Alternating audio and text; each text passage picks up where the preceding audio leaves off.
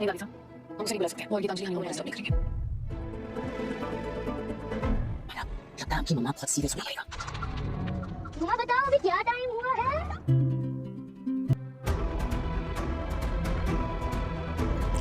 आने वाले एपिसोड होने वाले हैं धमाकेदार। आने वाले एपिसोड में दोस्तों आप लोग देखने वाले हैं कि उधर दादी साहब भूत बनकर डरा रही होती है, लेकिन ना उसे मायरा डर रही होती है ना अबीरा। दादी साहब कहती है ये तुम लोग नहीं डर रहे तो वो मैनेजर कैसे डरेगा।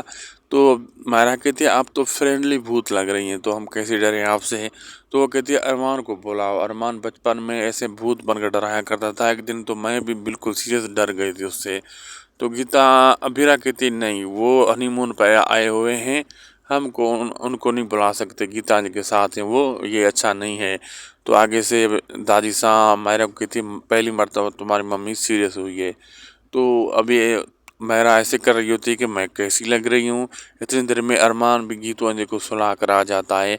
फिर अबीरा पीछे यहाँ टच होती है जाकर अरमान को। तो ये देख कर दादी साहब अबीरा को दूर खींच लेती है और अरमान देख रहा होता है ये क्या हो रहा है।